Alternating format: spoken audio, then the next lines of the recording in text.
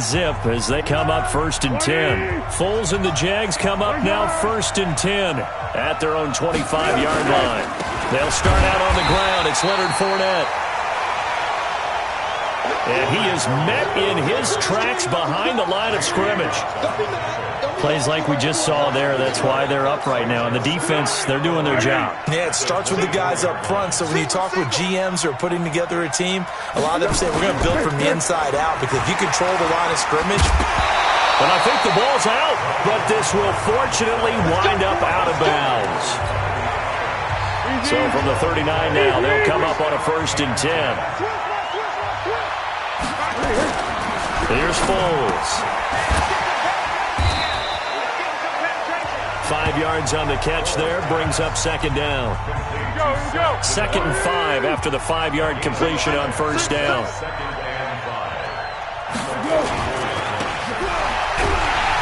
And he'll lose yardage here, back at the 41. This will be a loss of 3, and now a much tougher 3rd down looming.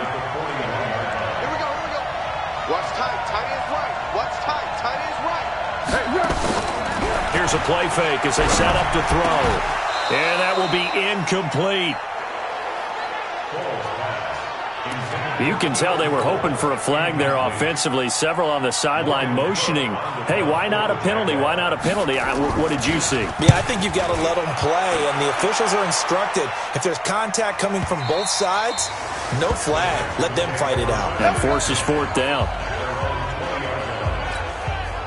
The Texans offense ready to go here for their next drive. And last time they got 3 points, but it was a chip shot field goal. And when you go to the sideline after a chip shot field goal, maybe the offense not too happy. It's a balancing act, isn't it? Because you're exactly right. They're none too pleased that they didn't punch it in for 6 points. But they also have to remember they did put points on the board. 3 points is 3 points. And in this league, you take points when you can get them. Not easily done. After the incompletion, here's 2nd and 10 from the 20.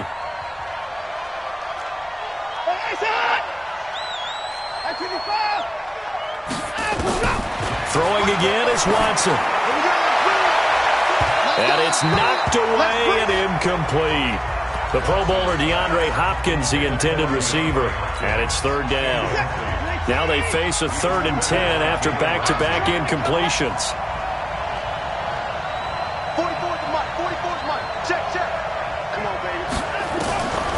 A shotgun snap for Watson. He finds his target, Fuller.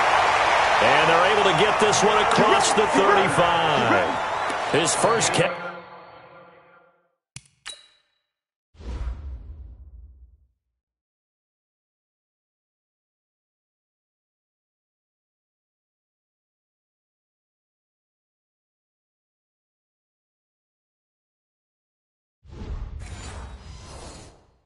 And it's a pretty big one. They get the conversion on 3rd down.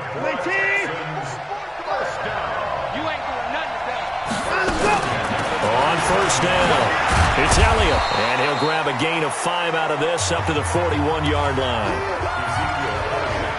Brandon, all things considered, they have to feel pretty good about getting that type of a gain considering the blitz that they just had against them.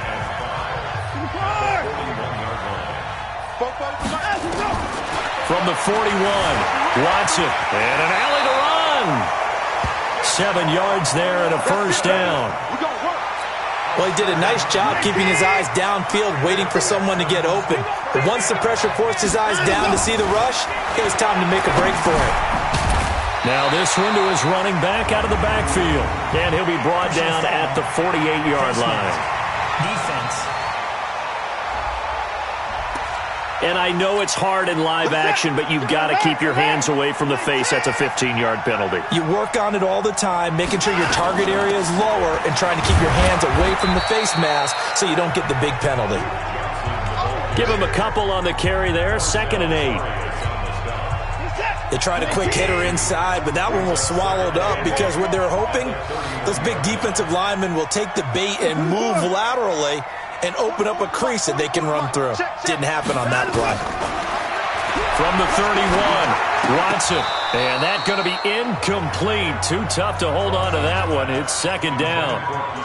It's a lot of contact going on there, and in the end, unable to keep two hands on the football and bring it into his body. Everything looked pretty good until the finish. That is caught right at the 10-yard line.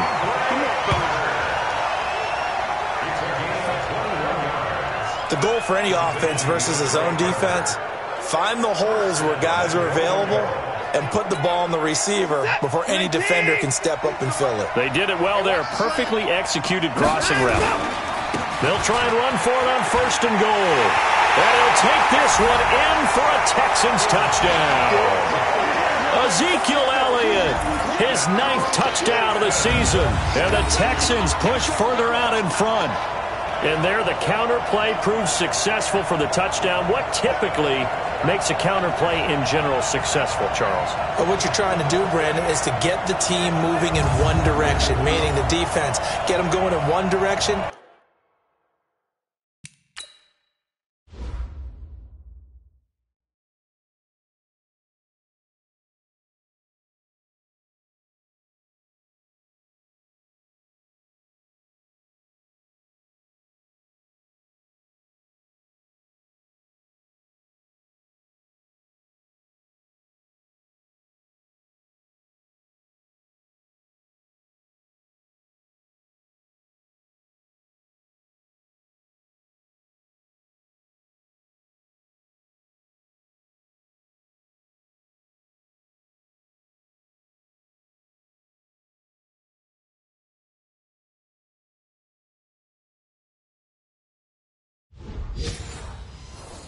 And then wall them off with your blocking and bring it back in the other direction. That way, you don't actually have to punish them with your blocking. You just position them. And if you have any kind of a good back, they'll take full advantage of it and gain good yardage. Fairbairn good with the extra point. And that makes our score 17-0. So after the touchdown, here's Fairbairn now to kick it away. This is fielded a couple yards deep. And no run back here. This will be a touchback, and it comes out to the 25-yard line. Jaguars come to the line to start their next drive. And we don't want to call this desperation time, especially in the second quarter, but you're down. You know, but let me finish. Okay. You're down 3 scores already. You've done nothing offensively, nothing on the scoreboard. That's not a good combination. I think you just called it desperation time. I think you did. But let's face it, you mentioned this to me in a break earlier in the game. The energy level hasn't been there right from the start. We've noticed that. They've got to find a way to get on their toes and start punching instead of retreating, to use a boxing analogy. No gain on the play. It'll be 2nd down. Tighten up. At the 41-yard line. Here we go.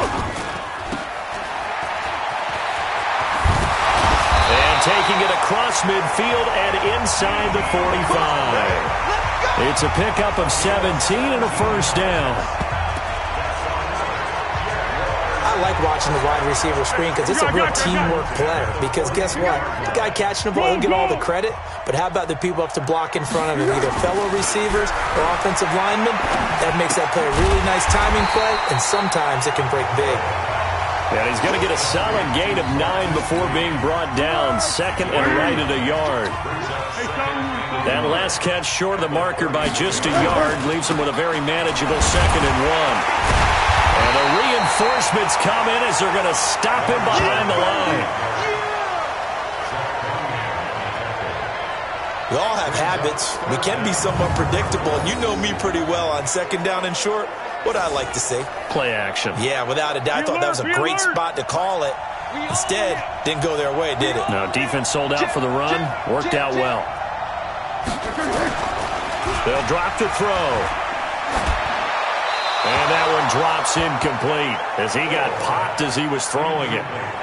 I tell you, Brandon, this defense is playing with some confidence. Haven't allowed a point yet. Flying to the football. I'm telling you, it's almost 11 to the ball on every snap. Another nice job there to force an incompletion. And this will split the uprights. It's right down the middle. And they're on the board at least here. It's now 17-3. These kickers now, it's like we take them for granted. Kicks like that used to be such a big deal, and now you just expect them to make it. Yeah, you're exactly right, and we shouldn't take them for granted, but I have a theory about it. You want to hear it? Yeah. They are more athletic now than ever before. Talk about kickers. Trace their backgrounds, trace their histories. You'll find that they were big-time athletes all along, but their kicking was so prevalent that we made them specialists. And now those 50-plus yarders seem easy for some reason. And let's gaze our attention on Ezekiel Elliott. We're in the second quarter. They've got the lead. The lead, though, not so much because of the ground game, because of their air attack, Charles. So what they're seeing so far is the possibility of things loosening up later in the ground game. Through the air first, maybe they have to start respecting that even more as the game goes on, and then there will be running lanes to find later. Yeah, try to get him more involved here on this drive, maybe. On 2nd and 9, Watson escaping the pressure right. And he'll slide down to avoid the contact. 6 yards there off the scramble, but it'll still leave him with a 3rd down. And the Jags have 5 in the secondary here on 3rd down.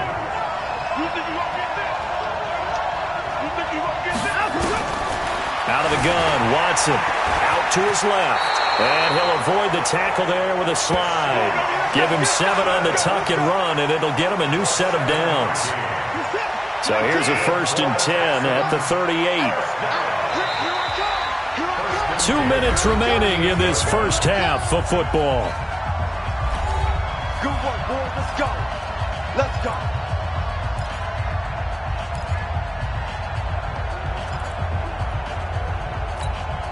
Coming up at halftime, I'll go from one personality, that's you, Charles Davis, to another one in Orlando, the coach. He'll have stats and scores from around the NFL.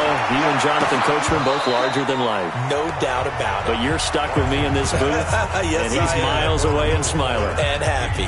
Looking for more there on 1st down, but this throw downfield, incomplete. They work again from the 38 on 2nd and 10. Watson. Looking left side, and he's got a man. That's Fuller. And he'll get it out a couple yards shy of midfield at the 48. Watson to throw on 3rd and 1. And tight coverage there. It's knocked away, incomplete. The linebacker, Miles Jack, able to knock that one away. Miles Jack can just flat out cover. Doesn't matter who's out there, and he can do it really well in man. How about what he just did there in zone, though? Eyes in the right place. Saw where the ball was going, reacted appropriately, and knocked it away. Let's go, baby. Let's go. The offense back out there at the line, ready for their next drive. There was still more than a minute to go in the half. Time to try to mount a drive. And I would think that they would have to. This is today's NFL. You got to push it whenever you get an opportunity. You can never have enough points with the high-powered offenses that you face. And analytics will tell you, try and score when given the opportunity. And he's able to get out to the 32, brought down there. The Jaguars going to go ahead and use their first timeout as they'll stop it with a tick under a minute to go before half. Back to throw. And that is incomplete. He couldn't hold on through the contact. Brings up 2nd down.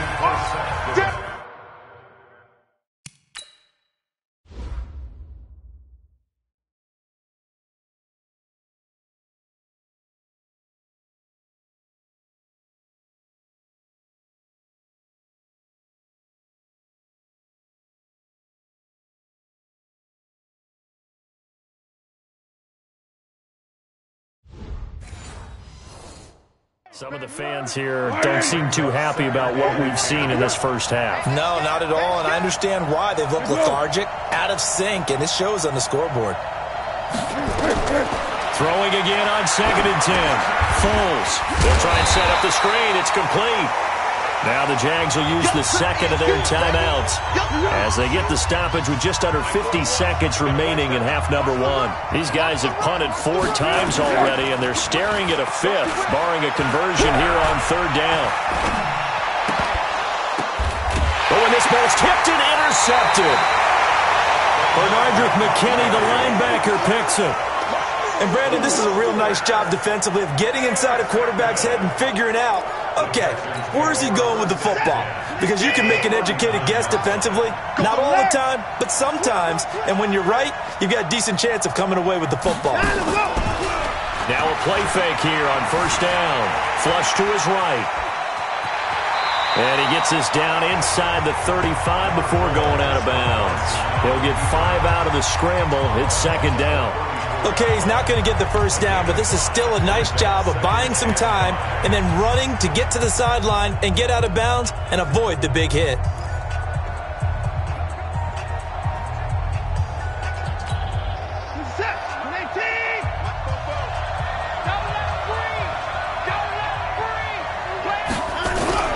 Faking the give. Now Watson. Jaguar pressure and a Jaguar sack. Now the Texans will burn the first of their timeouts as they get it right at the 32nd mark of this first half. Following the sack, it's now 3rd and long for Watson and the Texans.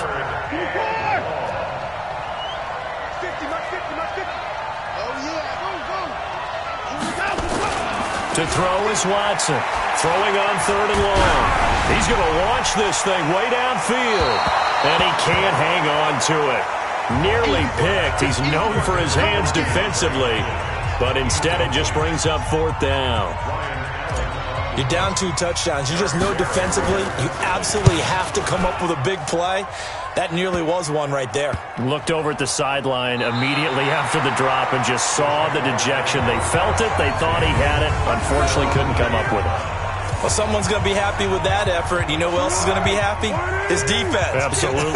He's created a very long field for that offense to try to traverse. And he got some help from Mr. Football there, checking up nicely. Good English on that punt.